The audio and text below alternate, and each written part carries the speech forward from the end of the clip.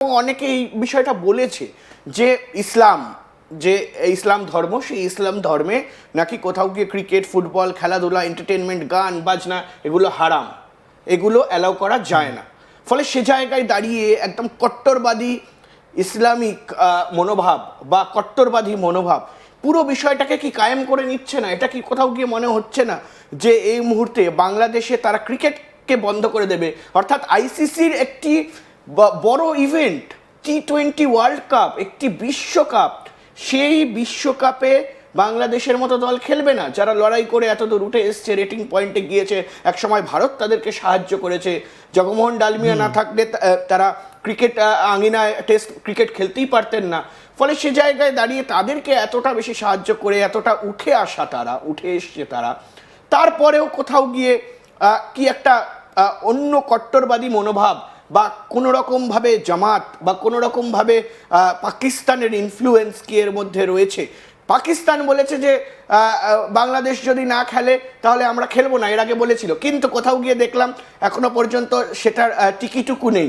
না না না, পাকিস্তান আশা করা যায় পাকিস্তান ওয়ার্ল্ড কাপের মতো একটি ইভেন্টকে বয়কট করবে না। দেখো, পাকিস্তানের একটা সহজ কথা আমি তোমায় বলছি। পাকিস্তান যে কথাগুলো বলছিল তারা কিন্তু বাংলাদেশের সমর্থনে ছিল না, একেবারে ছিল না। তারা ভারতের বিরোধিতা ছিল। তো আজকে যদি বাংলাদেশের জায়গায় উগান্ডাও থাকতো না, পাকিস্তান কিন্তু উগান্ডার পক্ষে ভোট দিত, সে কখনো ইন্ডিয়ার পক্ষে বা বিসিসিআই এর পক্ষে সে ভোট দিত না, এটা খুব স্বাভাবিক। এবার আমি দ্বিতীয় প্রশ্নে আসি, যেই এখন যে তুমি কথাটা বললে, দেখো এই বিষয়টা মানে খুবই স্পর্শকাতর, ইসলামে কোনটা হারাম নয়। সে সত্ত্বেও আমরা জানি যে প্রচুর ইসলামিস্ট দেশ রয়েছে, সৌদি আরবের মতো দেশ, মরক্কোর মতো দেশ, এগুলো যেগুলো একদম তারা কিন্তু ফুটবল খেলে, খেলাধুলার কালচার সেখানে হয় একেবারে। এবার বাংলাদেশেও গানের কালচার হয়, কিন্তু যেই দিকে পুরো বিষয়টাকে এগিয়ে নিয়ে যাওয়া হচ্ছে, যেভাবে এই বিভিন্ন সাংস্কৃতিক ঠিকানায়, এই যে হাদির মৃত্যুর পরে বিভিন্ন সাংস্কৃতিক ঠিকানায়, ছায়ানটের মতো ঠিকানা যেখানে ভাঙচুর চালানো হলো, কেন চালানো হলো, কেন, মানে এটার কি কোনো লজিক আছে এগুলো করার?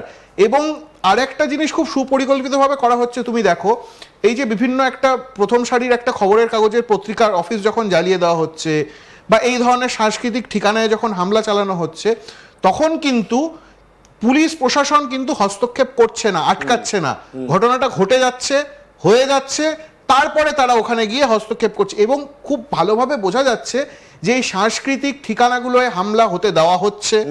এই যে খেলার পুরো জিনিসটায় যেটা হলো, খুব পরিষ্কারভাবে বোঝা গেল তারা একটা বাহানায় ছিল যে কিভাবে আমরা ওয়ার্ল্ড কাপ থেকে বা কিভাবে আমরা এটা কোথাও গিয়ে একটা ভিকটিম কার্ড প্লে করার মতো বিষয় হলো যে আমাদেরকে গুরুত্ব দেওয়া হচ্ছে না। এবং আমার কি কিন্তু খারাপ লাগছে জানো তো অনির্বাণ, মানে আনফরচুনেটলি আমরা কার্ডটা ওদের হাতে তুলে দিলাম। এই যে যেভাবে বিসিসিআই মুস্তাফিজুর রহমানকে বাদ দেওয়ার পর যে পুরো সিনারিওটা ক্রিয়েট হলো, আমার কোথাও গিয়ে এখন মনে হচ্ছে ওরা জাস্ট একটা অপেক্ষায় বসেই ছিল যে আমাদের কিছু একটা অছিলে, কিছু একটা লাগবে, যেটা আমরা ভারত বিরোধিতা আরো তীব্র তুলবো, খেলা লাটে উঠুক, মাথায় উঠে যাবে। এটাও মনে রাখতে হবে যে আইপিএল একটি ডোমেস্টিক এক্স্যাক্টলি, এটা কালকেই আমরা আলোচনা করছিলাম, প্রিমিয়ার লিগ গতকাল আমরা কথা বলছিলাম, সেরকম কিন্তু বিপিএল বাংলাদেশ প্রিমিয়ার লিগ সেটাও একটা একেবারে ডোমেস্টিক টুর্নামেন্ট, এবং সেটাকে গুরুত্ব সহকারে করা হয় কারণ সেখান থেকে যাতে আমাদের ইন্টারন্যাশনাল প্লেয়াররা উঠে আসে। শুধুমাত্র ইন্টারন্যাশনাল প্লেয়ারকে জায়গা দেওয়ার জন্য কিন্তু আইপিএল নয়, আইপিএলটা এমন একটা স্টেজ যেখান থেকে ভারতবর্ষের supply line, player supply line তৈরি হয়। ফলে সেখান থেকে বাদ যাওয়ার দরুন এই মুহূর্তে বাংলাদেশ বলবে যে ভারতবর্ষের সিকিউরিটি নেই, ভারতবর্ষে কোনো রকম নিরাপত্তা নেই, এটা খুব হাস্যকর। কারণ আমি দেখছিলাম কয়েকটা কমেন্ট আমি পড়ছিলাম একটু আগে, সেই কমেন্টে তারা বলছেন যে বিভিন্ন বিষয় বলছেন, নিরাপত্তা নেই, এই নেই, সেই নেই, এবং তার পাশাপাশি তারা বলছে বয়কট ইন্ডিয়া, হেন তেন বিভিন্ন বিষয়। কিন্তু কোথাও গিয়ে বারবার যে কথাটা বলি যে ভারতবর্ষের মাটিতে, কলকাতার মাটিতে, পশ্চিমবঙ্গের মাটিতে দিনের পর দিন বাংলাদেশ থেকে মানুষজন আসেন, তারা তাদের স্বার্থ চরিতার্থে শপিং করেন, ট্রিটমেন্ট করান, বিভিন্ন বিষয় করেন, করে তারা নিজেদের দেশে ফিরে যান, এবং এই বিষয়টা দিনের পর দিন আমরা দেখে আসছি।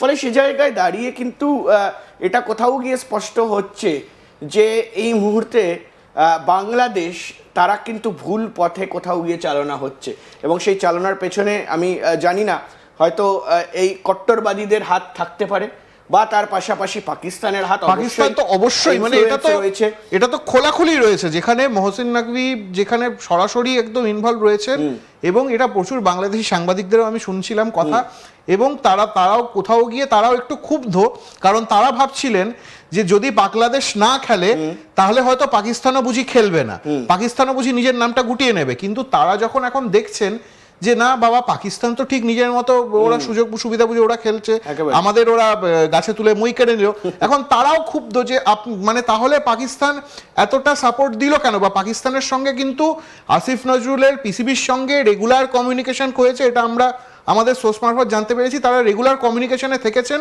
আর এটা সোর্সেরও কিছু না, এটা ওপেন সিক্রেট, সবাই জানে। সেই কমেন্টেও সেই বিষয়গুলো কিন্তু এখন মানে পাকিস্তানের সঙ্গে মহসিন নাকভির সঙ্গে রেগুলার টাচে ছিলেন, এবং পুরো যে সিনারিওটা ক্রিয়েট করা হয়েছে না, এটা একমাত্র পাকিস্তানের মানে কি বলবো শলা পরামর্শ বা মানে একটা ওই ফুসমন্তরেই ক্রিয়েটটা করা হয়েছে পাকিস্তানের। কিন্তু এটা হতে দেওয়া যায় না এবং এটা হয় না, এবং সে কারণেই কিন্তু গতকাল ভোটাভুটি হয়। এক্স্যাক্টলি। এবং যদিও বা বাংলাদেশ বলেছে তারা ভোটাভুটি চাননি, তারা ভোটাভুটি, এবং তারা এখন অনেকে বলছে যে ইন্ডিয়া তো কিনে নিয়েছে সব ভোট। কিন্তু এটা কি করে এটা সম্ভব? এটা খুব আশ্চর্যকর কথা যে এই ভারত কিনে নিয়েছে বা ভারত আইসিসি কে কিনে নিয়েছে, এটা খুব একেবারে মানে বলে না দেওয়ালে পিঠ থেকে গেলে মানুষ মানে যা খুশি বলতে পারে। মানে আর কোনো এখন লজিক নেই, আর কোনো যুক্তি নেই বলার মতো, তাই জন্য এই কথাটা বলা হচ্ছে। কিন্তু এই একটা ছোট্ট একটা ইস্যুকে যেভাবে এসকেলেট করা হলো, এটার পেছনে বৃহত্তর রাজনৈতিক স্বার্থ রয়েছে অনির্বাণ, এটা নিয়ে মানে এটা অস্বীকার কোনো জায়গা নেই এটা করার, এবং তারাও বুঝতে পারছেন, যারা এই সিদ্ধান্তটাকে সমর্থন করছেন তারাও খুব ভালো করে জানেন যে এই সিদ্ধান্তের ফলে কোন রাজনৈতিক দলের লাভ হবে, এই সিদ্ধান্তের ফলে কোন রাজনৈতিক দল আরো নিজের জায়গাটা স্ট্রং করে দেখাতে পারবে যে দেখো আমরা এটা করেছি, আমরা এইগুলো করেছি।